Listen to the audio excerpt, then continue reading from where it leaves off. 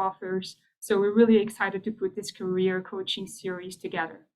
I'm going to let Aneri introduce herself and get us started. Thank you so much.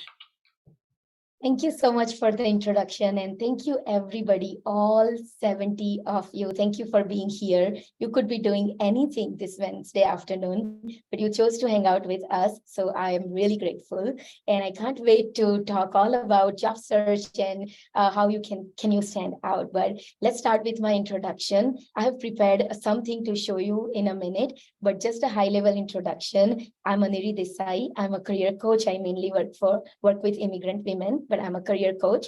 I live in South Carolina, United States. I'm a first-generation immigrant. I moved to United States from India 13 years ago as an international student and graduated with an MBA degree, and then started looking for jobs. And that's where I started hitting bottlenecks and barriers to enter the job market. So I have spent 8 years working for Fortune 500 companies. I started my career as a business analyst, started climbing ladder as a senior business analyst, project manager, scrum master, team lead, and I will dive deeper into my progress. But yes, so after spending 8 years in corporate America, one day I looked around and I realized that there was nobody who looked like me in that room. And then I realized that I came this far probably with trial and error, and by doing things by the trial and error approach, I wasted a lot of time.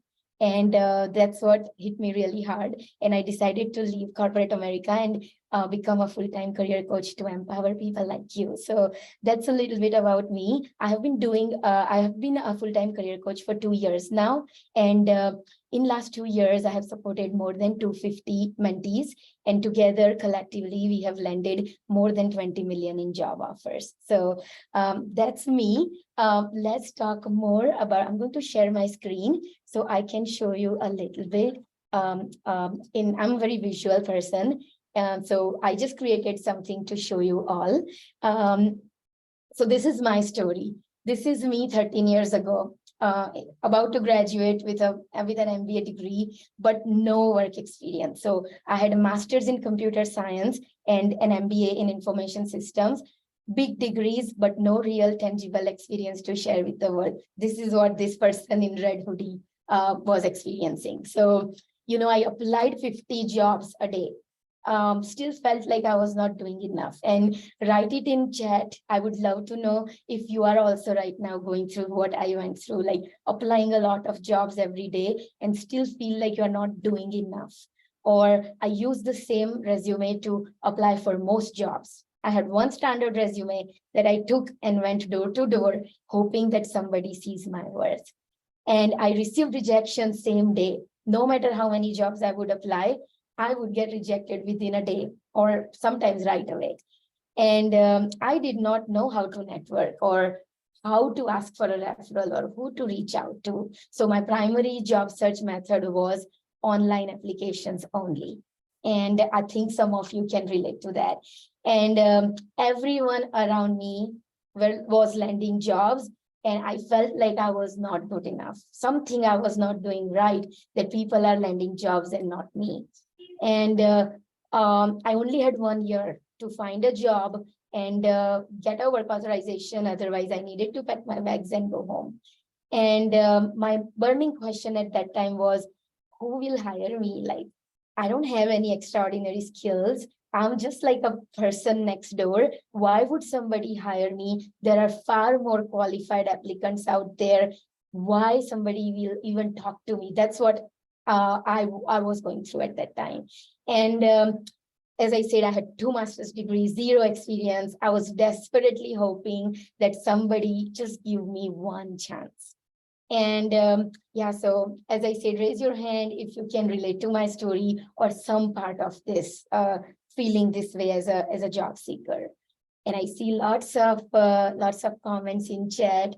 People are introducing. That's awesome. Yeah, I see people are resonating with my story. Thank you so much for being vulnerable, because you know, the growth starts with being vulnerable and realizing what is not working for us. So this was me, Aneri, let's call her Aneri 1.0, 13 years ago, who was desperately looking for jobs and nothing was working. nothing was working in her favor. Okay.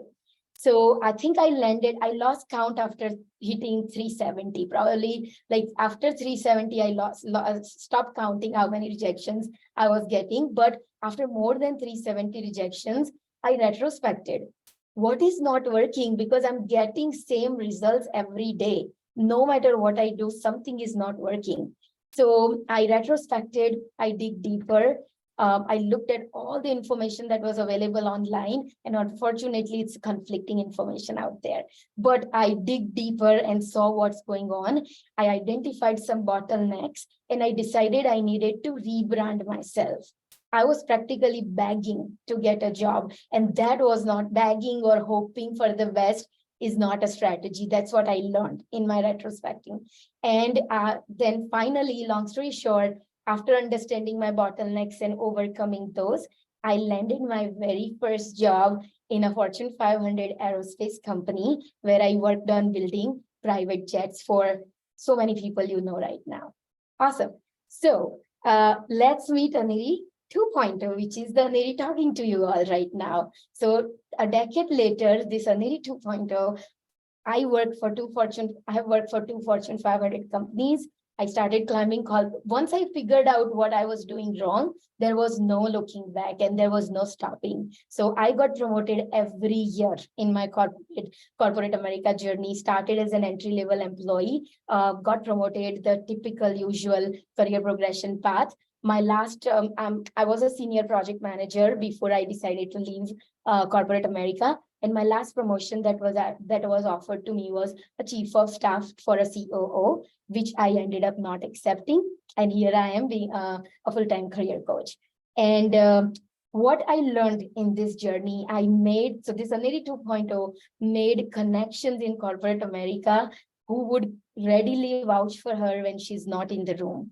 And I became a full-time career coach, supported 250 plus clients and 20 million in job offers. So I wanted you to see the journey, how I went from like somebody who was desperate to land a job to now coaching others. I want to give you hope that even if you're going through a bad phase right now, you feel like nothing is working out, know that there is a better tomorrow. All you need to do is tweak few things and retrospect what's not working. So that's a little bit about me. Now I'll come to the main point why we are here.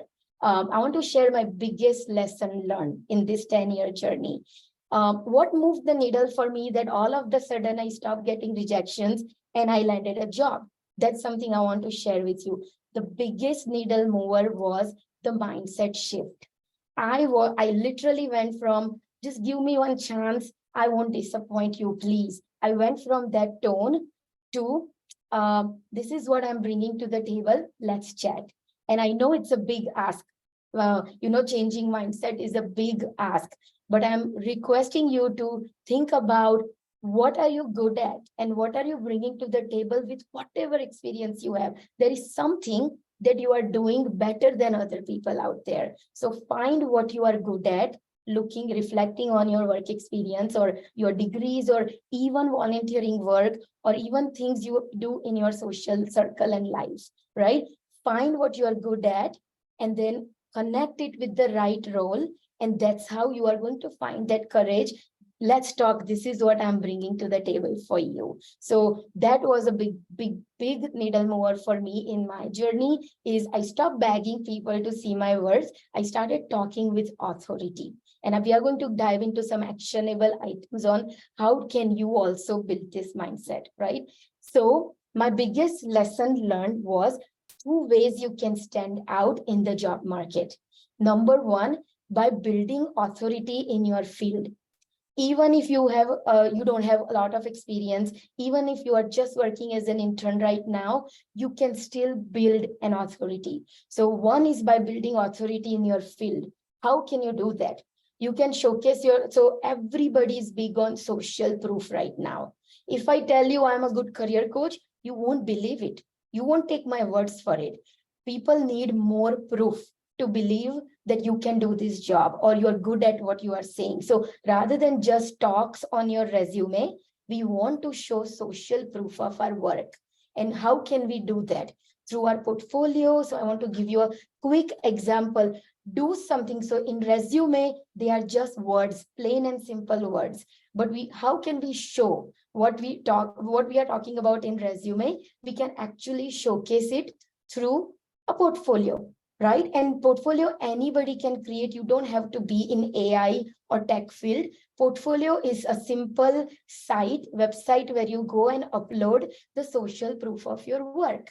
That's how people will start building trust with you. So I want to show you one quick example. So if you're not very tech savvy, if you're not in very tech savvy field, you can simply, there is a site called Wix. You can simply Google Wix and you can create a free website where you can actually add more representation to your work. So this is a very simple example where see how she has added different tabs. Okay, click here to know more about my projects. This is all not reflecting in your resume. Resume is very simple, one page where you have limited space to talk about the impact you brought for the organization through your work. So they are going to be simple bullet points. But here she's adding more meat to her story. Look, I'm not just talking. Here is the social proof of my work. So all of you can try, it's free. You don't have to pay anything. You can just go to Wix site or wix.com and create a simple site like this where you are adding social proof of your work. So when I say portfolio, don't feel intimidated. I don't know how to create a portfolio. It can be just a simple website with more details about your projects. And the more visual, the better. If you have created a dashboard for your senior leadership, show us an example of a dashboard. But one caution is if you do not share anything company proprietary or sensitive information without your manager's approval or without running it through your HR. If you are unsure whether this can be publicly shared or not, do not share it. First, run it by your authority, your team members before doing it. You can even hide a few things if that is if you can hide some sensitive information and still showcase. So just keep in mind before sharing anything publicly, make sure you are not sharing any sensitive information or something you are not supposed to talk about. But yeah, you can talk about your side projects here, your work projects, whatever you can legally share could be here. So this is one example of your portfolio. Another example, somebody who is in a tech field, mainly data. So you can showcase your technical aspects through a Tableau dashboard, if that's something relevant to your field. But see, this is her Tableau dashboard where she has actually showcased the project she has worked on. She might have talked about it in few bullet points on her resume, but these are all real projects she worked on with graphical and social proof. So this is one way of standing out while you're building your profile. Give people as much information as you can to show up as an authority that I'm not just talking, here is the proof of my work. So showcase your work through your portfolio, write impact-driven bullet points on your resume. I can't emphasize enough on this aspect, and I'm going to cover it in detail soon in this webinar. So let's parking lot that. We are going to revisit it. And then, yeah, so basically, in a nutshell, we are going to show social proof of our work. That could be on LinkedIn, that could be on personal website, that could be any portfolio, but add these links in your resume so people can see more in-depth, people can get more insight on your work. If you have worked on designing an application, if you have worked on designing a website, all these are very visual rather than reading bullet points. So give people some more insight in your work. That's how you will show up as an authority in your field. And second is by building and nurturing connections. This is very important. I learned it hard way that, when house is on fire, you go look for water. That's not going to work out. So you are already in job market, already applying for jobs, and then you're reaching out to strangers saying, hey, can you refer me? They don't know you, you don't know them. And then we feel disappointed that nobody's replying to my messages these days, right? So that's something I did, and I don't want anybody to go through that heartbreak. Strangers are most likely not going to come forward and do something for you. At the max, you can get a referral link from them, but people are not going to go extra mile if they don't know you or if they don't believe in you, right? So I urge you all to build connection, focus on long-term relationship building. Think beyond just a referral link that somebody can provide you, because in today's market, when every job has 4,500 applications, just so think about if getting referral is so easy, how many people would have applied with referral, right? So we don't want just a referral link.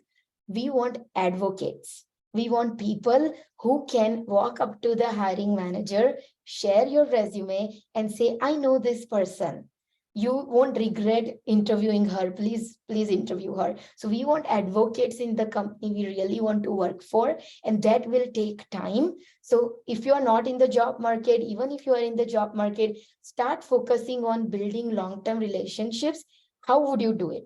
Like, a burning question is, how do we do it, Aneri? So one takeaway that one action item I want to give you is, when you're talking to somebody for the first time, talk to them with no expectation, wanting nothing in return, because that adds a lot of pressure on you and the other person also when you are reaching out to somebody wanting something. So relationship building take time. Consider it as a friendship. Don't go to people needing something. That's going to leave sour taste in everybody's mouth. Focus more on, go as a fangirl. Hey, I have been following you. I have been seeing your work. Congratulations for your recent promotion as a senior project manager. I'm in awe of your journey. How you started as an entry-level employee to all the way here just in 5 years. That's amazing. Would you be open to connect with me and chat more about your journey? Like, your first conversation should be you rather than I, because people don't like to feel used. So when you are going to somebody and say, hey, listen, I'm looking for a job. I need a referral right away. Can you give me? Chances are that they're not going to feel comfortable about it. But if you go and say, genuinely compliment them about their accomplishments and what brought you or what attracted you towards them, and just put spotlight on how did you land this opportunity, what helped you stand out in the hiring process, what is your day-to-day life looking like in this role, what are some biggest challenge that your team is navigating through. When you put spotlight on them and their work, they are going to open up more. So that would be my number one networking tip is more you than I. Okay. Sometimes you're getting the same information out of these calls, but the way you ask question has to change rather than I want this. People don't owe us anything. So let's start with not wanting anything in return right away and focusing on long-term relationship buildings. So these are the two biggest lessons I learned, and I'm about to share details with you on this call. So one thing is hoping that somebody will one day see our worth and give us one chance is just like buying a lottery ticket. It's not a strategy, and it's definitely not a roadmap for a job search. So what you need to do is you need to be in the driver's seat of your job search, and you need to start early. If you want to change job next year, right now is the time you start building relationships in industry that eventually can lead to people advocating for you. And let's talk more about how are you going to look for jobs, right? So yes, number one thing is building advocates. So stop looking for quick referrals. I have referred so many people when I was in corporate America, and only 2 led to interviews. Why? Because behind the scene, they are strangers. They give me their resume. I'm just filling out a form for them to initiate a referral link. I would skip sections that are not mandatory. I don't know them. So what do I write? Why my company should hire them? I leave things blank and do bare minimum to get them the link because they ask for help. And then I wouldn't advocate for them because I don't know them, right? So what we want is not that cold link. We want people who can vouch for us. And that's what building long-term relationships can do. Okay, so let's talk about how can we attack the job market. right? So two types of job search strategy I have seen. One is reactive, where we are reacting to openings that are out there and we are applying to those jobs. And second is proactive, which might not be right away rewarding, but that can add on to your job search, which is making sure your LinkedIn profile is spot on and articulating your value to the world. And I'm glad that this group is conducting another session on LinkedIn. I invite you to come and join, because LinkedIn profile is going to speak for you when you are not in the room. So make sure your LinkedIn profile is optimized enough with right keywords and right skills for your target role, showing you as an authority for in your field. So recruiters can come find you even when you are sleeping, right? And then building allies and advocates in your dream companies. Third-party recruiters, there are some staffing agencies and third-party recruiters who also are always checking for candidates on any recruitment job boards like Indeed, Dice, ZipRecruiters. So just upload your resumes there so other people can come find you while you are doing more meaningful things. So these are some high-level approaches on job search. And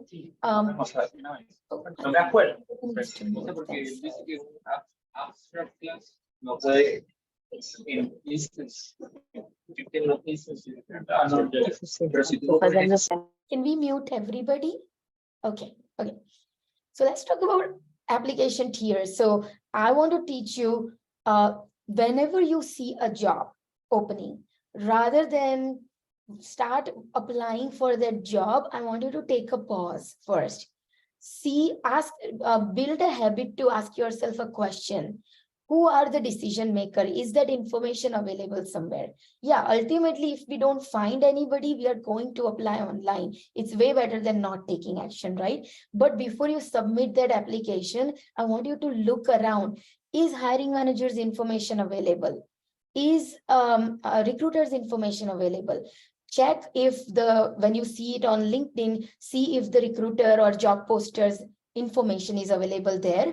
You can reach out to them. Or you can simply search the job title and company, and instead of clicking on jobs in LinkedIn, you can click on posts and see if anybody has made a post about this role.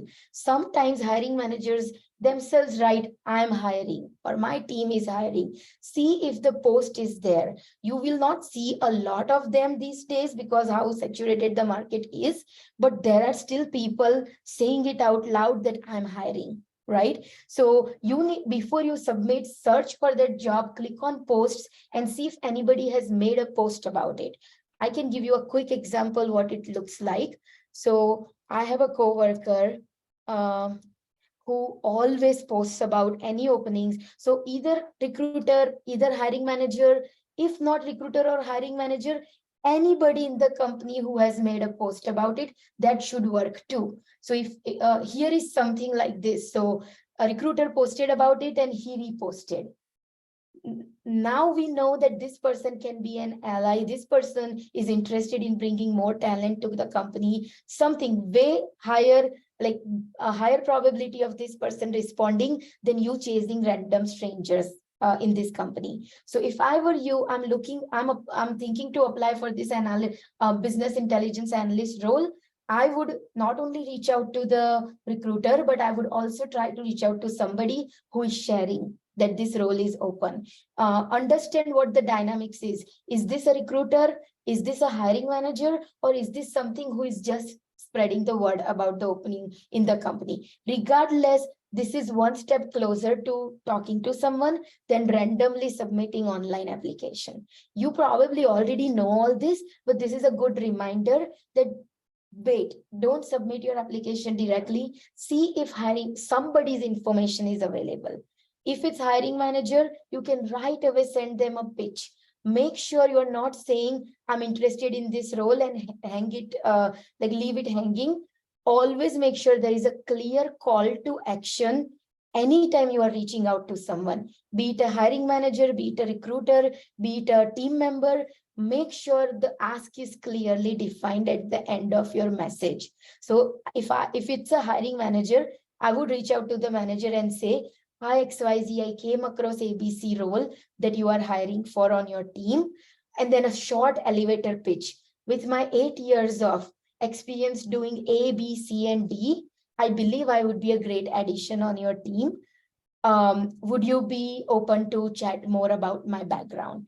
Attaching my updated resume for your reference. And then make sure that resume is not the base resume that you keep sharing with everybody. Make sure that resume is the edited resume to reflect the core skills and tools that the hiring manager is looking for. So this is how I would approach an opening sentence, a short elevator pitch, and a clear call to action, what you need them to do. I also usually add one more line in the outreach saying, I have already applied for this job online. I'm reaching out to you just to be proactive, or I'm reaching out to you being proactive, something like this, because most of the time people reply and say, apply online. So worth mentioning that I have already applied online, reaching out to you proactively, right? And then go ahead and apply online, but at least this is giving you visibility. And then when you are reaching out to recruiters are very busy. And last thing you want to do is reaching out to recruiter and say, can we talk? They are very busy. Also with recruiter, just send an FYI note. I came across this role that you are hiring or in your company. I have already applied, attaching my resume for your review. I look forward to hearing from you. Most likely they won't reply, but rather than asking to jump on calls with them, you do your due diligence and share everything you have to share and let them make decision. And then if you're, so try to reach out to hiring manager first. If that info is not available, see if somebody on the team can refer you. That is still more valuable than random strangers referral. If that is also not possible, see if somebody in company can refer you, because it's way better than regular application. But if nothing works out, it's okay to go ahead and apply online. Just make sure your resume is speaking for yourself. We are going to talk about it soon, but our goal here is to be in the front of decision makers. And that's the best way to beat the crowd, because I don't know who has time to look at 4,000 applications these days. So this is some suggestion that you can try. I know it's easier said than done, but I have seen the needle moving, and I would love to share a real example with you. I'll keep it short in essence of time, but this is an example of my client who landed 6 job offers. Was she extraordinary? Probably, but we all can get there too. I just want to share quick overview on how did she get there. So I'm going to combine the networking and all these strategies here. So she started early. That's number one. You have more time than you can build long-term relationships. She created a list of companies that she wanted to work for that fits her criteria. And then she created a list of at least 5 people in each of her dream companies. She started reaching out to them, putting spotlight on them, wanting to know them. And that's how her networking journey began. So now she has at least 5 connections in each of her target company, right? And these connections are not just need-based or desperation-based. These are all, I'm in awe of your journey. Can you tell me a little bit about what your team does? How your team interacts with my role, the role that I'm looking for. So she built long-term connections. She sent them, and not just, the networking doesn't end once your coffee chat is done or your networking call is done. She nurtured them. She kept sending them holiday greetings, tagging them in relevant news or articles that she read. She listened to their podcast. These days, everybody has side hustle, right? So you can see if somebody is an author, somebody has a side hustle, be their client if possible. This is a great way to keep the relationship going, right? And then, so she nurtured this relationship enough that they felt comfortable speaking for her. So at the end of this entire exercise, it took 6 months, but she landed 6 job offers. Quick summary of how each job offer, the path was different. So number 1 was through internal advocate. Of course, she spoke to somebody. She was willing to give her the referral. Since she spent a lot of time nurturing this connection, the connection felt comfortable printing her resume out and walking up to the hiring manager. And she landed an interview right away within few days. And she ultimately landed the job offer in Morgan & Stanley. The second offer came around because she directly pitched to the hiring manager. She saw that she had no connections in the company. She found out that hiring manager posted about this role. She right away reached out to the person with authority driven rather than give me one chance. So she wrote a nice elevator pitch why she thinks she's a good fit. And then she shared her updated resume and see if the person was interested in talking more. And next day she heard back. Hiring manager asked her to jump on a quick call. Quick call turned into a 45-minute in-depth interview right away. And then on Monday, so everything happened so quick. Hiring manager put in good word for her, and soon she landed a job offer. I'm skipping so many parts in essence of time. It was not like overnight, but what happened was getting in front of the decision maker really moved the needle for her, because hiring manager decided she's a good fit. And now hiring manager is reaching out to recruiter to set up the next steps, right? Rather than the other way around. So that was the needle mover for her for Amex. And then the third job offer happened through social proof of her work. So she made a very good LinkedIn profile highlighting social proof of her work that recruiter started finding her through their searches, right? So then recruiter reached out to her and asked her, hey, we are hiring for this role and looks like you are a good fit. Do you want to chat more? And they started talking. And long story short, she landed an offer as a product manager in Amazon. That's where she works now. And the last two jobs that happened, purely online applications, but with a referral who could actually vouch for her in the company. So they didn't go above and beyond, but a regular referral with a well-crafted resume, articulating everything she's bringing to the table related to the role. Here is the catch.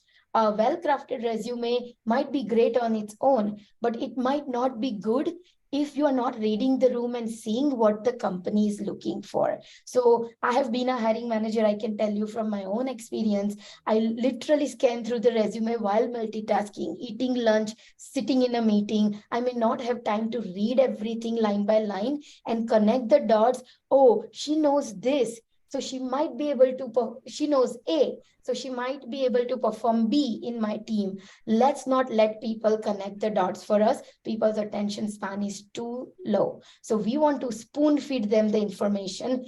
This is what they're looking for. Make sure those buzzwords, core skills that a hiring manager is looking for is sprinkled throughout your resume. So people have incentive to keep reading your resume. And that brings us to other resume topic that I kept talking about that we will talk at the end. So how many of you have heard the word ATS, applicant tracking system? All the time on LinkedIn, I keep reading ATS compliant resume, ATS compliant. What is this ATS? I want to tell you, being a hiring manager, being a career coach, and having I have talked to so many recruiters. I can tell you, applicant tracking system, if you have heard about it, it's a software that is helping the decision maker manage the application end to end, right? So it's not some kind of a monster who is going to send you rejections and whose job is to kick you out in the process. It's not. It's just a simple software that stores everybody's resume, all the applicants' profiles, saves the resume. Yes, it does have some knockout questions in terms of number of years of experience, some questionnaires that they have asked you, your visa status, all those, do you know this tool, do you know that tool? It might have some knockout questions to weed out some unqualified candidates. But all the recruiters I have spoken to, they all told me that they personally go over the qualified resume. So please don't fall under any trap. Don't pay people hundreds and thousands of dollars to get an ATS compliant resume. ATS job is not to reject you. ATS job is to house all the details and give it to recruiters so they can make go through the applications, right?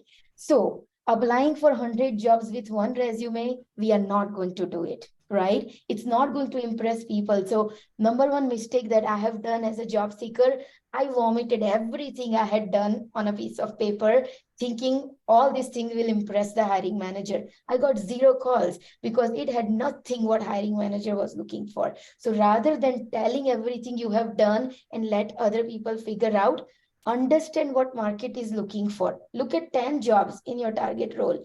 Identify keywords, trends, and that's how you are going to build your resume. So we are reverse engineering. We are seeing what people are looking for, and we are using those words to create our resume and our profile. That way you are weeding out information that is not relevant for the resume. And we don't want to add unnecessary information in the resume. If you're not a recent graduate, GPA doesn't matter. If you are not a recent graduate, what year you graduated high school and undergrad and masters does not matter anymore. People can accidentally age you. If you put that you graduated a bachelor's degree 10 years ago, it's so easy, unknowingly people can age you. So eliminate unnecessary information such as your full address. We don't want our full address in our resume because that can be a security breach. Just a city is fine. A city and state is fine. So do not remove address, remove visa status, remove any indication of GPA or years of graduation if you are not a recent graduate. And do not, unless you are in a creative field like branding, advertising, those creative fields have different resume altogether. But if you are tech, we don't want too fancy bullet points. Do not use those arrow signs, bullet points, no fancy bullet points, just regular, keep it very simple. So do not have colorful fonts, different fonts. I have seen resume where they have 4 different font styles throughout the resume. These are all unnecessary distractions. Focus more on telling your story rather than how it's looking. So unless you are in a creative field. Also, I'm not a big fan of those 2-column resumes. In my opinion, a simple, regular 1-page resume is just fine. Focus on adding meat in your bullet point rather than how it's looking. That would be one. And number one thing is delete any touchy-feely, fluffy words. Like I have seen people listing communication as their skill, attention to detail as their skill, or team player, self-starter, self-learner. All these are not skills you want to highlight on your resume. Keep your skills limited to core tangible skills, tools that you know that will help you do your job, and core skills. If I'm a business analyst, I want to say requirements gathering, stakeholder management. These are core skills of my role rather than communication and self-starter, right? So avoid these touchy-feely words at any cost in your resume. Even in LinkedIn, we don't want to list those. Those are not skills. Those are personality attributes that you can show in your interview through different examples, but not in resume. And then make sure you proofread. I love Grammarly. It's a tool where you can proofread your resume, eliminate extra spacing, spelling mistakes, and any inconsistency that you have in your resume. Make sure you are proofreading your resume. I have seen resumes with lots of spelling mistakes, and it may sound basic, but it creates bad impression to begin with. When you are saying I pay attention to detail, or I'm a detail-oriented person, but then your resume is saying otherwise. So make sure font size, style, spacing, everything is consistent. And then let's not use any unprofessional email IDs, like unless your name is Sweetie. Let's not use any email IDs that we created in high school. Please, let's keep a professional email ID. Also, don't use the email ID you give Bath and Body Works or Zara. We want a email ID that is dedicated to job search, because you might lose important emails in the way. Okay, so I want you to put the spotlight on you. This is my last and the most important teaching point. We want to put spotlight on you. I have seen resumes where people are talking about half of the sentences, who did they collaborate with? Collaborated with marketing team, sales team, design team. They're not coming to the point. What did you do? That's what hiring manager wants to read. That's what recruiter wants to read. So make sure, so here is a bad example, in my opinion. Collaborated with XYZ teams to create product launch roadmap. You're leaving me with so many questions and you're not even in the room to answer those for me, right? So I'm losing interest already when I'm reading the resume. Assisted in creating XYZ, that's also not helping. You assisted, okay, then I want to interview the person who created it, right? So helping, assisted, collaborated with ABC, everywhere you're putting spotlight on other people, not you and your contribution. So here is my suggested formula that you can try today, right after this call, which is your bullet point should be, what did you do? So your bullet point should start with a power pack action verb. Created, built, designed, implemented, spearheaded, managed, oversaw. These are the words you want to use rather than assisted and supported and helped. And one thing you should absolutely eliminate from your resume is responsible for doing A, B, and C. That's a very average way to tell your story. I want you to use authoritative words. Spearheaded, led, managed, oversaw, coordinated. These are recommended, evaluated. These are the words you want to use to tell your story. So here is my example that you can use. So the same thing, remember I told you the product launch. This is an average way to say this. Now here is the extraordinary way to say. I created digital marketing campaigns by partnering with ABC. For what product? So we are talking about what product, and then results. So make sure you focus on impact. What did you do? How did you do? And what was the impact? Some people start with impact and then work the other way around. That's fine too. But bottom line is we need to have an impact of our work. So make sure you find the impact. Was it saving time for your team or for other teams? Then you can say that resulted in saving 3 hours per week for an underwriting team. Is it saving time, bringing more revenue for your company, increasing customer retention, increasing customer satisfaction? Just make sure there is a measurable outcome of your work. You don't have to find it for everything, but at least keep it 80% measurable. 80% of your bullet point should be measurable. Right? So I don't want to see that increased efficiency. How do, like, I don't know what you're talking about. What do you mean by increasing efficiency? Instead, you should say that saved 3 hours per week for underwriters, right? So make sure it is impact driven, money saved, new business brought. Now, some tech people will ask me, but Aneri, I write codes behind the scene. How do I make a connection between writing a code to bringing more revenue or sales, right? This is a common question I get every time. Then ask. I encourage you to ask question. You ask me to add, my task is to add a button here. Ask around, ask your product manager, ask people around you, who is this helping? How is me adding this new button impacting our customer or impacting other teams?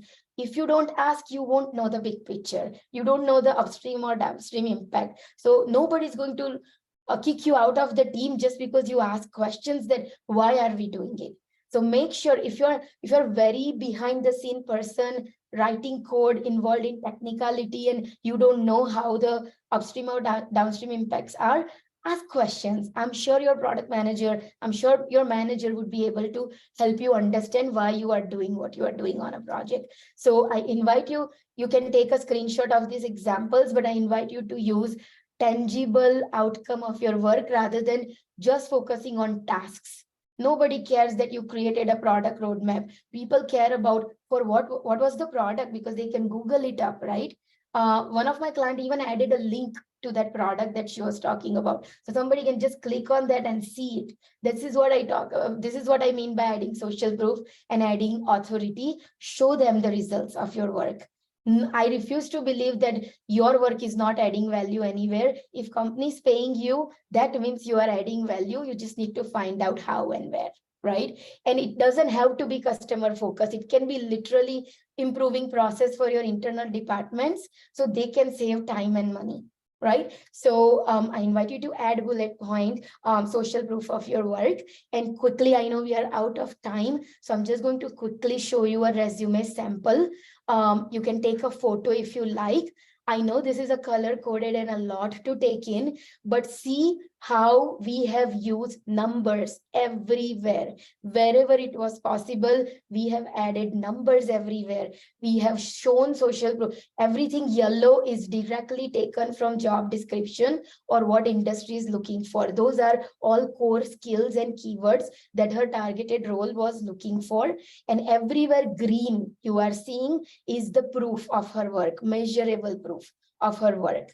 And anywhere you are seeing pink is her cross collaboration and partnering with other folks. So that shows that she can work on cross-functional teams. And anywhere you can see blue is the tools directly taken from her target roles. So this is a complete resume where you are going to put spotlight on the impact of your work, showing real proof, rather than just talking about increased efficiency, saved time, increased customer satisfaction. Talk more about numbers if possible. And then last thing people usually ask me is how important cover letters are. My personal opinion is I don't want to spend my time not knowing whether they'll read it or not. So my take on cover letters are do it only when it's mandatory. That is my take, because I don't know whether they'll read it or not. So that is my take. And when you create a cover letter, I have a quick sample to show you if you want to take a picture. This is what my style is in cover letter. Here is what you want based on my understanding of the job description. And here is what I'm bringing to the table. I'm connecting dots right away for them. So don't use fluffy words like I'm interested in working in your esteemed organization. Nobody cares. Let's not do flattering. Let's focus on facts. This is what I think you are looking at. This is what I believe you are looking for.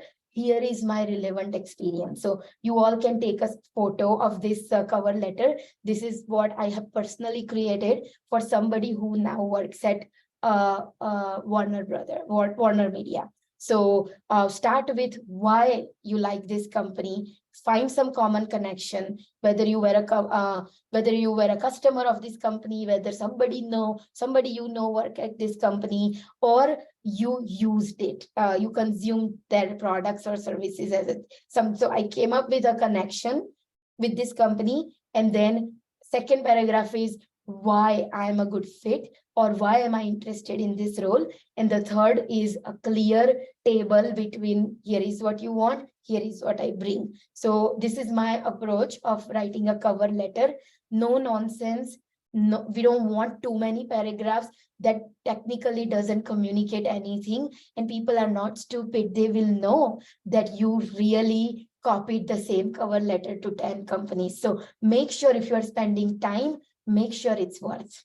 So this is what I wanted to share with you all. Ways to stand out is in a summary, building relationships so people can vouch for you, people can get you seen in rooms that you can't be, and then presenting yourself with authority, putting spotlight where it matters rather than just focusing on tasks.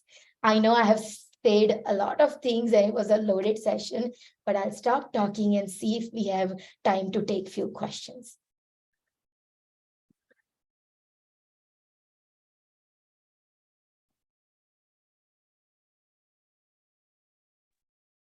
We have a couple of questions in the chat, and there are some raised hands as well. Maybe we can start with like this one question: can we get samples of resume and cover letter? Absolutely. Yeah, I can send it to the Women in AI group and then we can forward it to all participants. Okay. Then there is a question, are there any specific keywords or phrases that I should include in my resume to pass through the ATS? Okay, so great question. In my understanding, ATS doesn't look for phrases as long as you have right keywords for the job that they are looking for. So I think what you should include in your resume, not just for ATS, but anybody who is reading it, is those tools that they are looking for, those core skills that they are looking for. Those are, in my understanding, I don't think ATS looks for any specific words. I think you should create a resume for the recruiter and for the hiring manager. Don't worry about ATS. ATS will only kick you out if you're not meeting minimum requirements, which is based on the questionnaire you filled out while applying. I don't think ATS has I don't think all companies are using ATS in a way we think they are. Recruiters will personally go through the resume. Yeah, ATS may have a feature to rank you as a candidate based on all the keywords you have from the job description. So focus on core skills mentioned in the job description rather than any phrases. I have a question. Can I Yes. ask? So the Yeah. question is, so for me, it's a career change, career transformation. So I have been an educator for 𝘐𝘵𝘭𝘰𝘬𝘭𝘵 boards for a very long time.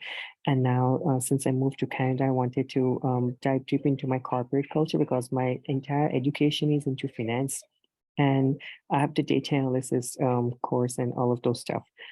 But the worst part for me is I don't know how should I put my education experience on my resume to get the corporate job. Yes. So I mean, we're talking about, sorry, just a minute. You said you are in education. What do you do? So I teach business courses for Cambridge schools.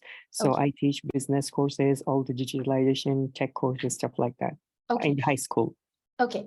And you want to go in corporate, and are you targeting data analyst roles? Yes. So I'm targeting data analysis and merging with finance. Okay, awesome. So always and this is for everybody, anytime you are transitioning from one field to another, there are always transferable skills that you can take with you. You need to highlight those. So for you, when you are like teaching business courses, think about where have you worked with data?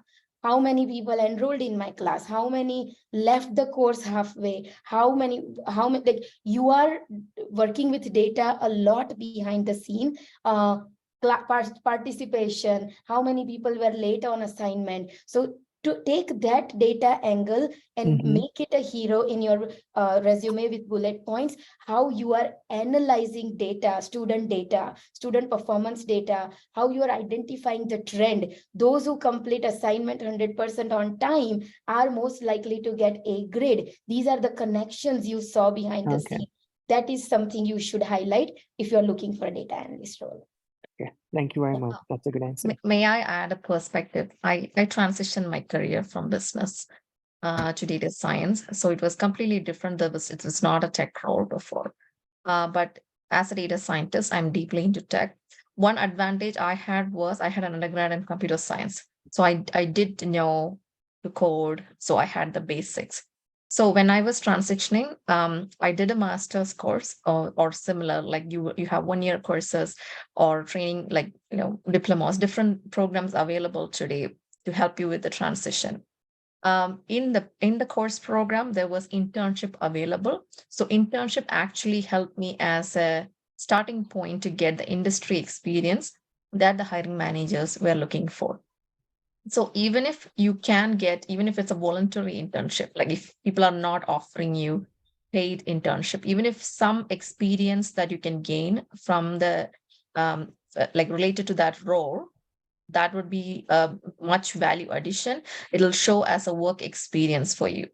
Second is showcase, as Aneri mentioned, the portfolio. Online portfolio is most important in such scenarios where it can be a Wix portfolio, it can be a GitHub portfolio.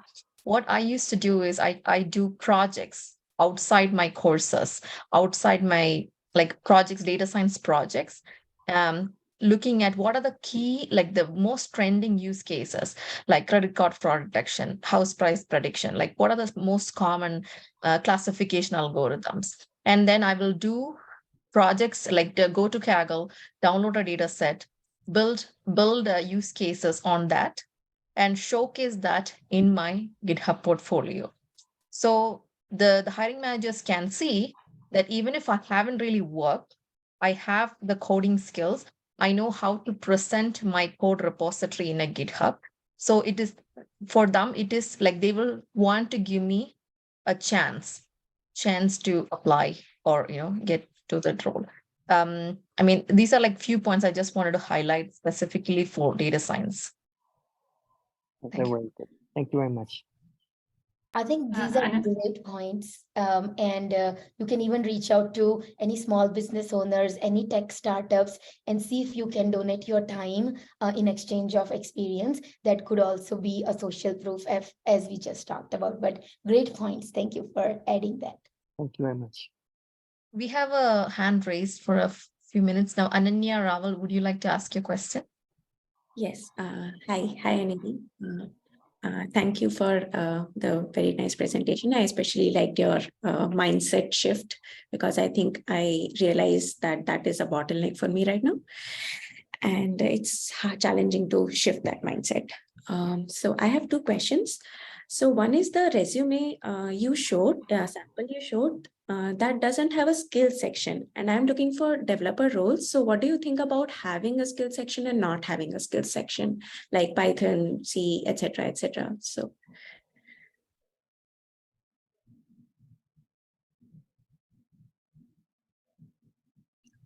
Okay. I think you're on mute, Aneri. Yeah, you're on mute. Sorry about that. Sorry. Thank you for pointing it out. I think my screen didn't cover the whole resume. There is a skill section at the end. I highly recommend to keep it relevant to tools and the core skills that your target audience is looking for. Please do not crowd it with communication, leadership, self-starter. Do not add any non-tangible touchy-feely things. I highly recommend to keep it more relevant to your core skills. So I think skill section we all should include as long as you classify it with core skills and tools. Okay, thank you. Yeah, I have one in my resume. I didn't see it. Thank you. Thank you so much. I have another question, my last one. So personally for me, the way my tech career has been is I have 4 years of experience. My last job was within like sort of DevOps. Before that, I was a software developer. And before that, when I was in school, I studied machine learning concepts.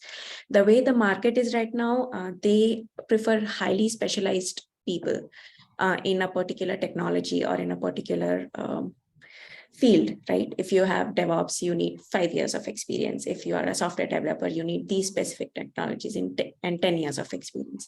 So for a generalist profile like me, how do you recommend going about it? I think that would be a great question for anybody in Women in AI, but I'll just start with a quick note and then I'll transfer it to you, Mike, through you. When you are applying so I highly recommend to have a specialist profile if possible, but some people choose to not pick a lane and have a generalist profile. I suggest to focus on transferable skill more. So something you can use in DevOps, but also in software. That's just my high level two cents, but I would love to get Women in AI teams perspective. Yeah, thank you, Aneri. So there are roles which are like very specific to like, a task that or a project that the companies are doing within their organization.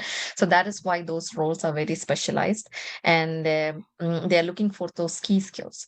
So when you grow from like an entry level to a more senior roles, what matters the most is like, are you able to gain those skills? So if you look at like 5 job postings like that or 10 job postings like that, what are the common skills that you find across those jobs? So I would focus on those. It can be a certification, it can be like a language, specific language, or some libraries that they're using. And I would learn that separately, not like, outside my work hours or so, through some courses, and get those certifications. That will be my first step in order to like showcase that I have that specialized skills.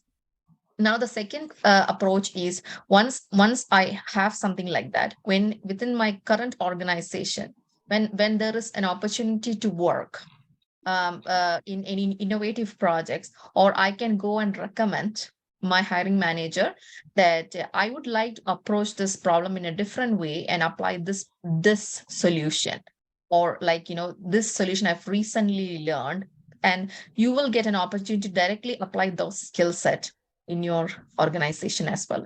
That way you can also showcase work experience with those specific skills.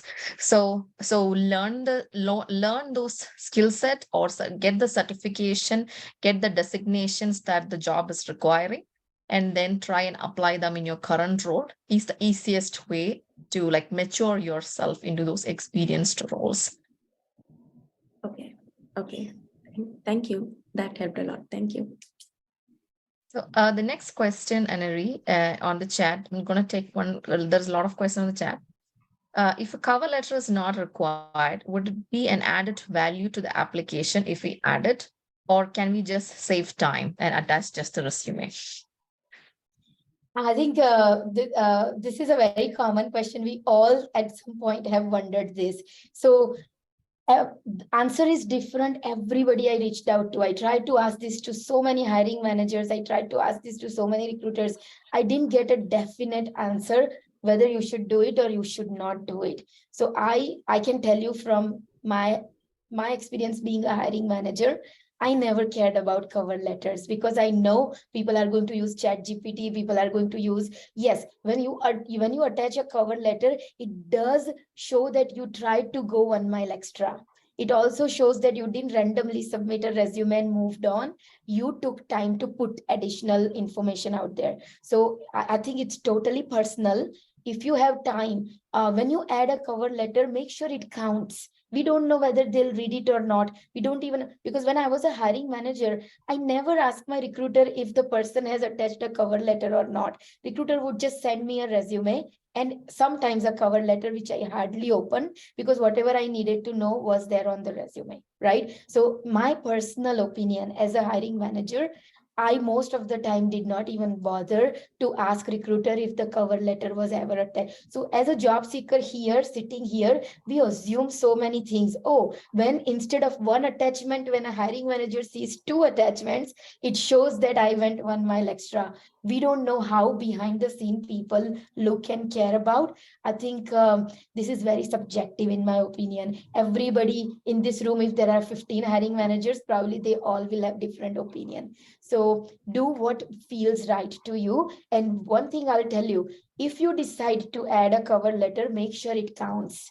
Don't add it for the sake of adding it because it's just waste of 5 minutes. So I'm about to share the documents that I shared with you all.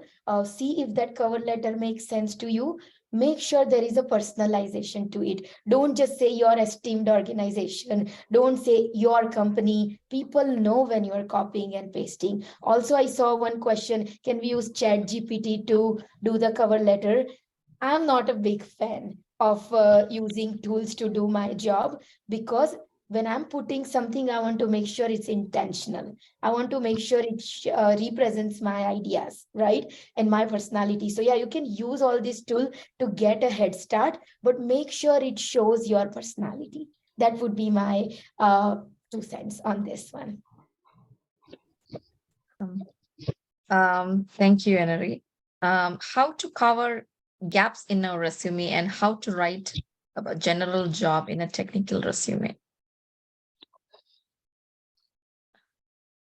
Yes. So anytime you have a gap, I'll quickly share an example of my recent client. She was a stay-at-home mom for 14 years and she's coming back to the workforce and she's like, I have nothing to show. What we did was we picked out transferable skills from her day-to-day life, managing projects in her kids' school, managing, like overseeing fundraising that they had. And we put a house project, a home improvement project. There is so much you are doing every day that you might not qualify it to be on the resume, but it can be your volunteering work. So when you have a gap, focus more on showing us what you did during that gap, which is still relevant to the role you are applying, some transferable skills that you can show, even if it's, and do not discard something, oh, I was just on a neighborhood watch team. I don't think that's worthy of putting it on the resume. It's way better than leaving it blank and showing nothing in between 4 years, right? So I suggest to focus on something transferable. Anywhere there is a common theme, project management, coordination. These are common things that you do anywhere. Even if you organized a party, there is a coordination skill you showed, you demonstrated. So try to find something that you can sell with the transferable skills. And especially when you're going in tech, certifications, as we just talked about, certifications also allow you to work on projects during certification. So see if you can add some more proof of side projects. I'll give you an example. Oh, I'm a stay-at-home mom, but I like creating websites. Okay, go create websites for 5 small business owners for free and call yourself a freelancer and highlight all those websites and the revenue that those websites and branding brought to the company. These are some ways you can still show what you did, how you used your break mindfully, right? So, and yeah, especially when you're moving in tech, you might not have those words, but you can still pursue some relevant certifications and sell those side projects you worked on while gaining that certification as your side projects on the resume. We have a hand raised from Mrinalini. I hope I'm saying the name correct. Would you like to ask your question? Yeah, hi, thank you so much, Aneri, for a wonderful session, first of all. I have a couple of questions, mainly on the resume side. So my first question is, Aneri, that I heard from a lot of people that I spoke to, they often mention that, you know, applying to Canadian companies, often they look for some duration of a Canadian experience as well. So shall we mention our work location into all our companies? Because I come with around 11 years of experience and all my experience has been in India. So do you think it is good to mention the work location or not? I feel like work location doesn't add any value. What information is it going to convey? Nothing. Like, why does it matter whether we worked in Bangalore or whether we worked in Mumbai, right? So I usually just put remote. If you have worked with some remote teams and if you have worked with some people are outside of India, I usually put remote. But in my opinion, yeah, this is in US, we don't go through this a lot. But in Canada, people do pick on, oh, your experience is not in Canada. So I feel like either you can say India or just say remote. And if they ask you, say my primary location was India, but I work with cross-functional teams across the globe, if that's the case. I'm not saying you lie, but if that's the case. Or what you can do is add more Canadian experience through volunteering work, side projects, something, try to have more Canadian focus. So you have more talking points in interview about your most recent Canadian experience rather than having to dig deeper into your foreign experience. These are 2 ways I have seen my mentees navigating the job search successfully in Canada is we don't even let that conversation come into the picture. We oversell our Canadian experience. Even if it's a receptionist, we glorify it with right impact, with numbers, with measurable outcome of the work.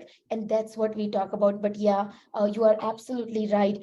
Everybody experiences this, especially in Canada, where recruiters just cut you off and say, yeah, but your experience is more in Canada. I think that's something we all have to learn to navigate through, but try not to put a lot of spot. Why to be in a situation where we have to sell our Indian experience, build some experience while you are looking for a job in Canada. And then it is what it is. That's our story. We can't change it, right? So I would say own it.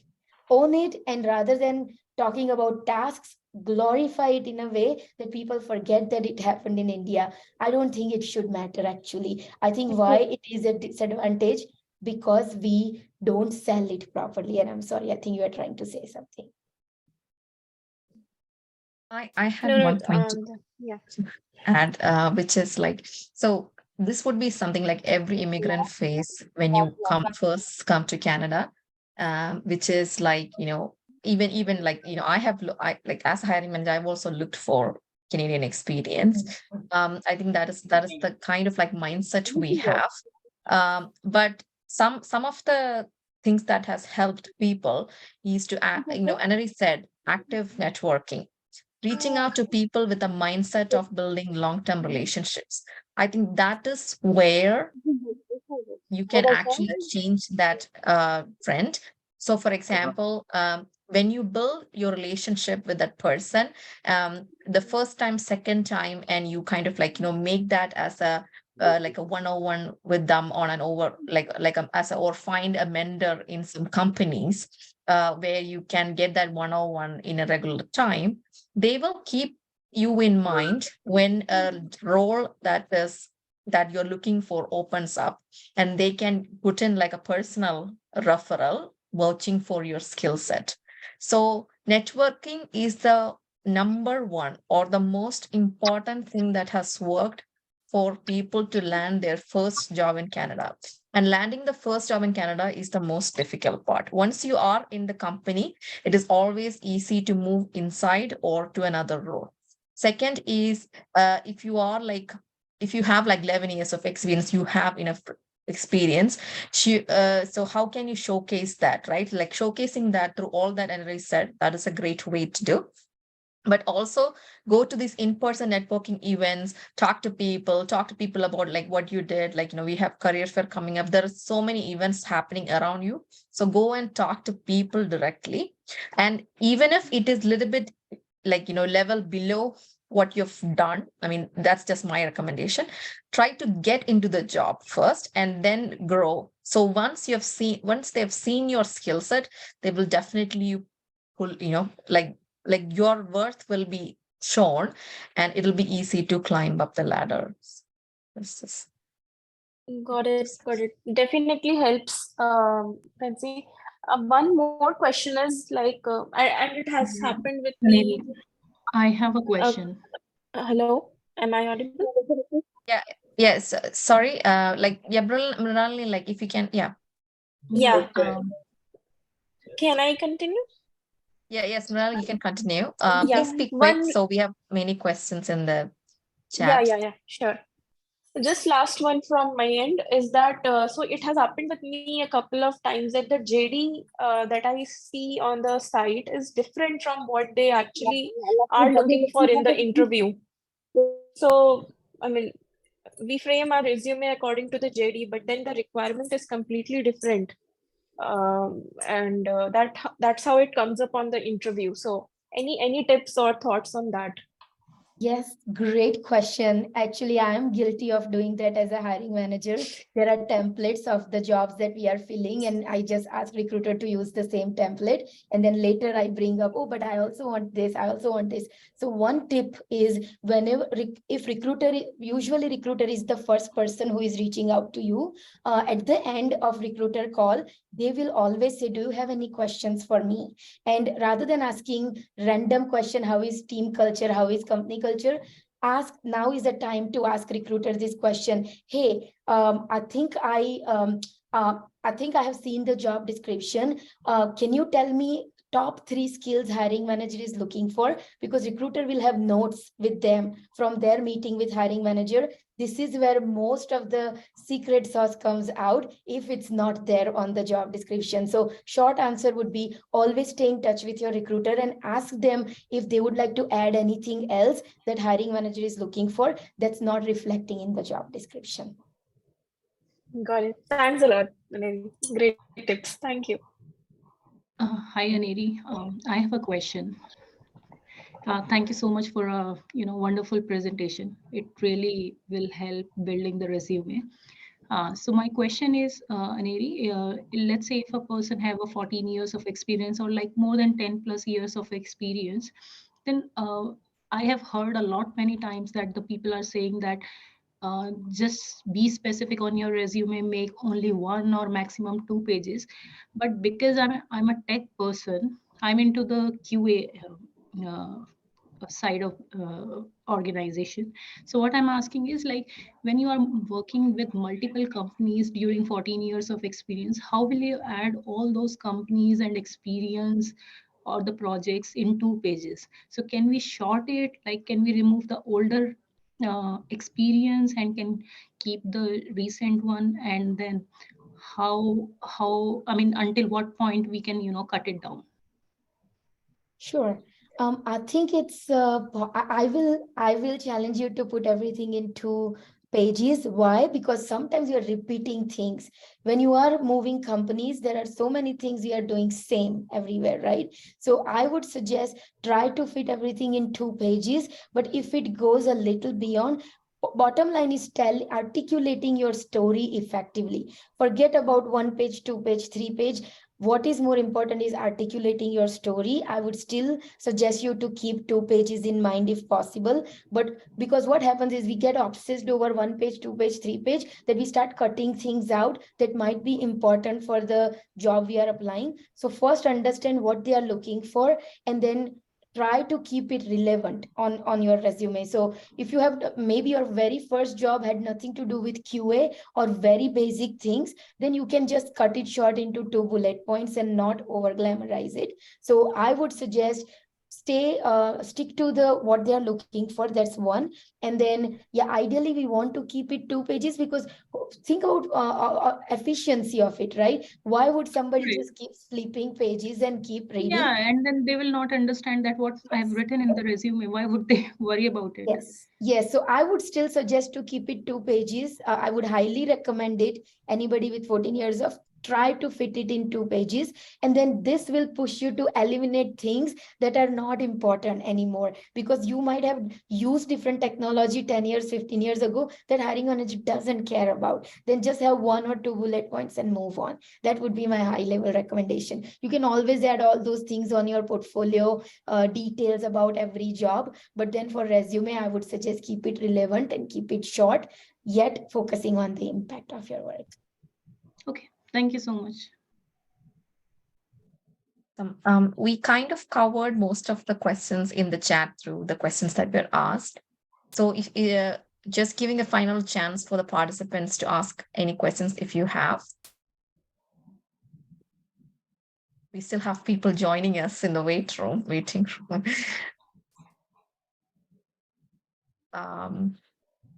Okay, so Aneri has shared the Word doc that she mentioned, and like we'll try and email you all this information along with the link to the recording so you can rewatch this session. So there is just one more question on volunteer.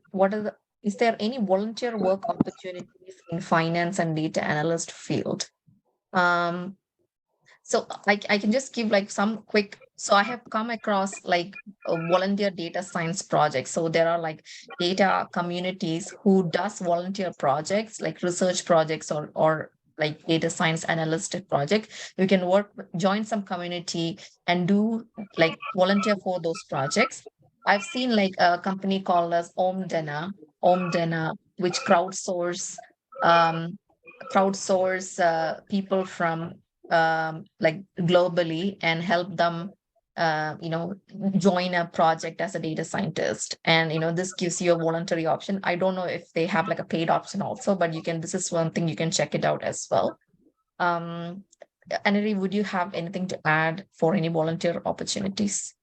Sure, yeah. So when it comes to volunteering opportunities for most of the roles, I think we create our own opportunity, right? So reach out to small business owners around you, your own apartment complex where you are living, like be curious and see if you can build a project on your own to help somebody out, right? So I think I would invite you all to be more curious.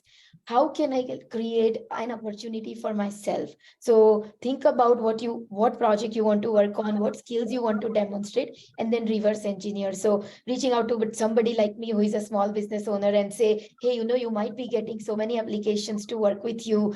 Do you need more data help? Do you need some insight in I noticed that you have been opening cohort applications every 3 months to work with you.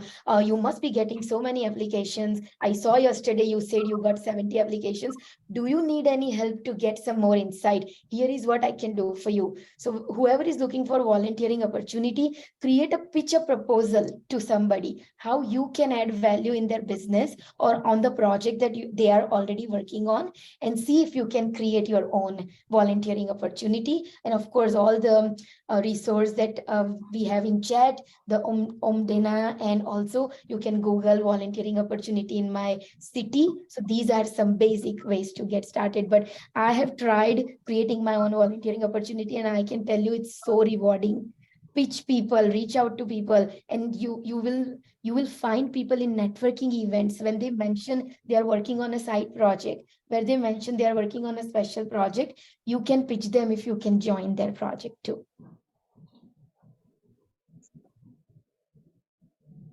Thank you, Aneri.